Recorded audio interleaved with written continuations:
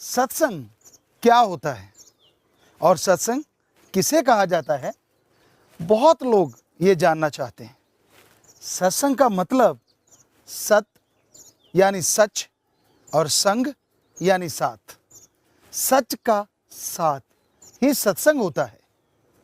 और सत्संग उस भगवान का नाम है, क्योंकि सत्य सिर्फ एक ही है, यानी सत्य ईश्वर है, जिसे हम ओम, हरि, अल्लाह, गॉड, खुदा, रब, वाहिगुरु कहते हैं। वो एक है, वो सच था, सच है, सच ही रहेगा। और वो ऐसा सच है जिसमें कभी कोई परिवर्तन नहीं आता, वो हमेशा सच रहता है।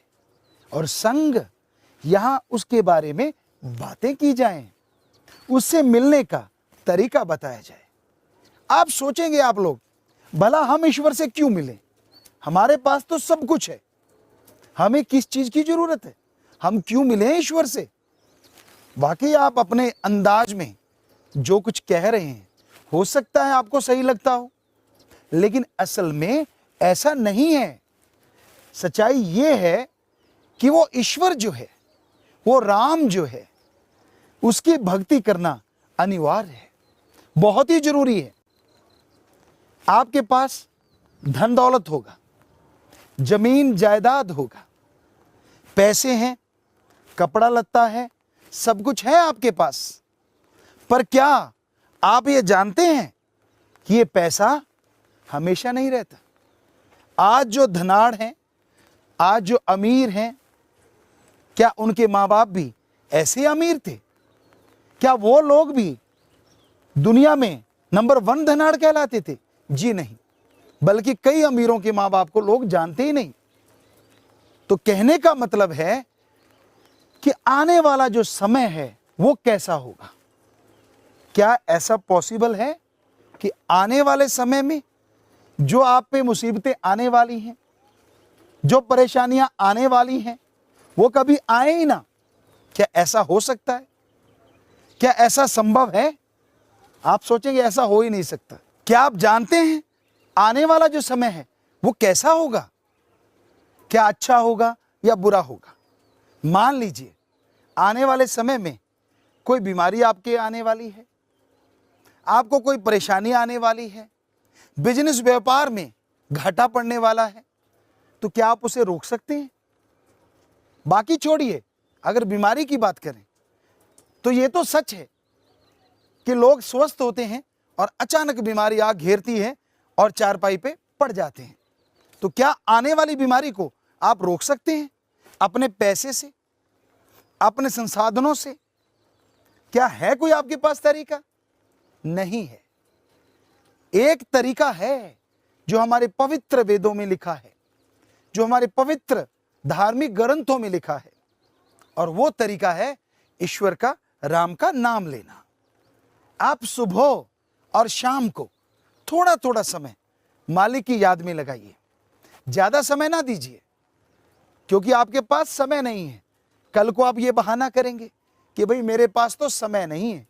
तो आप 15 मिनट सुबह और 15 मिनट शाम को, चलो 10 मिनट सुबह और 10 मिनट शाम को ईश्वर की याद में लगा के देखिए, और यकीन मानिए वो 10 मिनट आपके पूरे 24 घंटे के लिए बहुत ही अच्छे रहेंगे, जिससे आप आने वाले समय को सुधार सकेंगे और वर्तमान में खुशहाली की जिंदगी जी सकेंगे।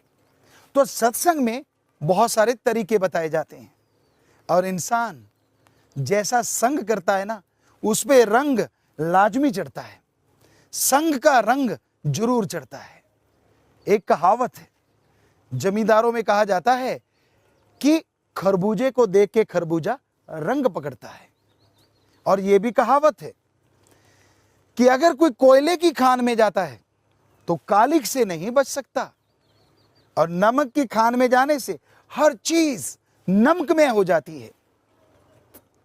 और इसी तरह कहते हैं, कितने भी गंदे नाले गिरते हों, बदबूदार शराब गिरे, अगर वो गंगा जी में आके गिरती है तो वो बदबूदार शराब या गंदा नाला नहीं रहती, वो क्या हो जाती है? गंगा जल बन जाती है। लोग उसे पवित्र मानते हैं, लोग उसकी पूजा करते हैं, बड़ी श्रद्धा से पीते हैं। और साइंस भी मानने लगी कि हाँ, उस पानी में जादू है।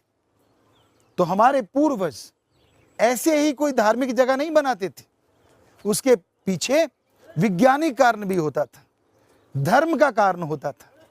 तो ये बहुत जरूरी है कि आप सत्संग सुन के अमल भी किया करें, क्योंकि जब सुन लेते हो और उसको फॉलो नहीं करते तो बहुत गड़बड़ हो जाती है।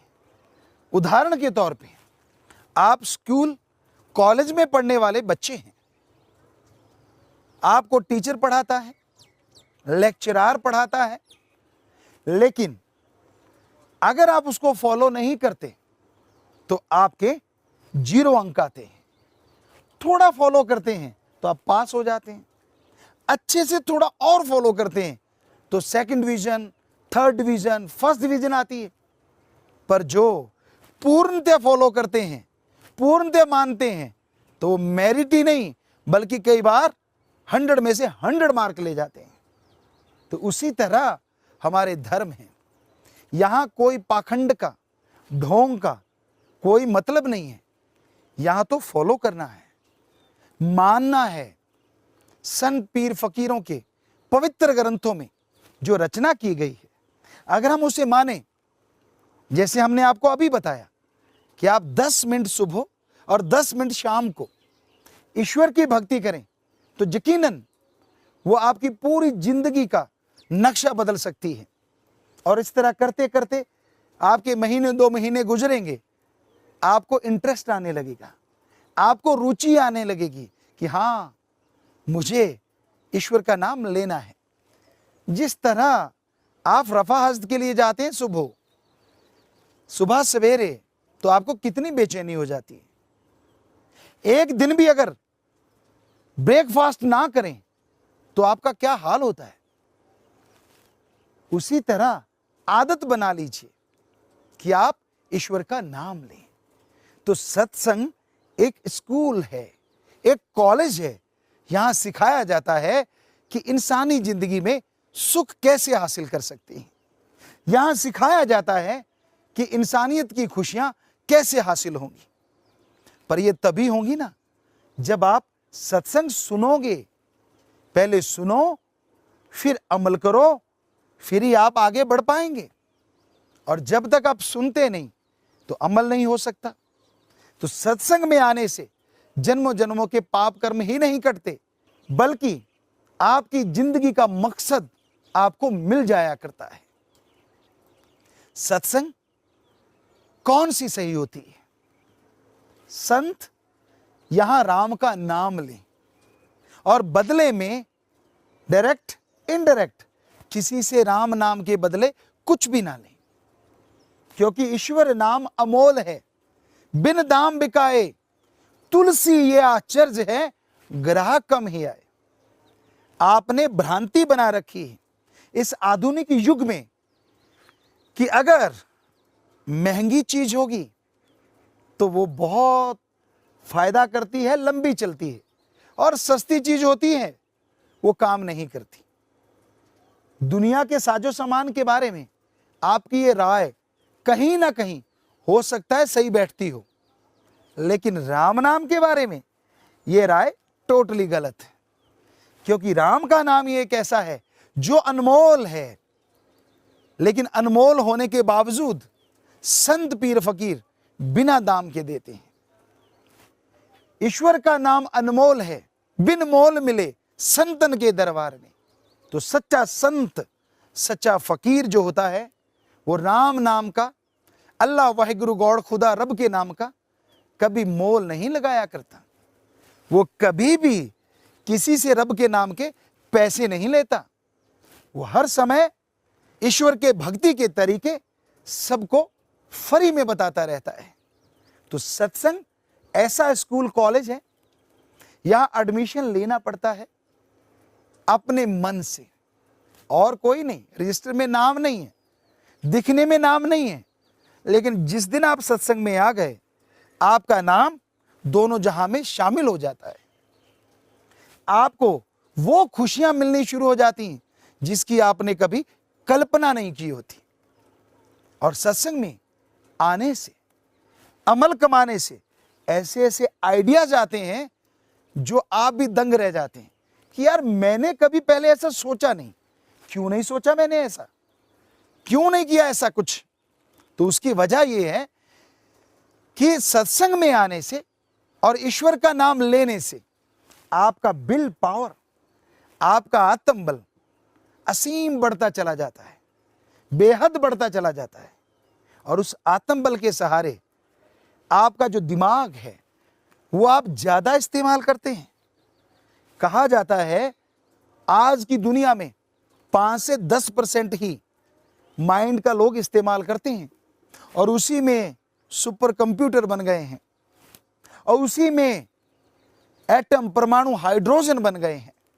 अब जरा सोचिए, इस दिमाग का ज्यादा इस्तेमाल किया जाए तो तबाही की जगह अगर आप भलाई सोचने लगेंगे तो यकीनन आप पूरी दुनिया को सुखी कर सकते हैं, पूरी दुनिया को खुशहाल बना सकते हैं। और इसके लिए राम नाम जपना जरूरी है, सत्संग में आना जरूरी है। क्योंकि आदमी का मन जो है, नेगेटिव थॉट्स कभी भी इंसान को सत्संग में नहीं आने देते, बल्कि वो इंसान को सत्संग से दूर करते हैं। वो नहीं चाहते कि कोई आदमी रब के नाम के साथ जुड़े। पर आपको चाहिए कि आप ईश्वर की भक्ति जरूर करें। सत्संग में आने से भयानक कर्म कट जाया करते हैं। इसका आपको एक उदाहरण देते हैं।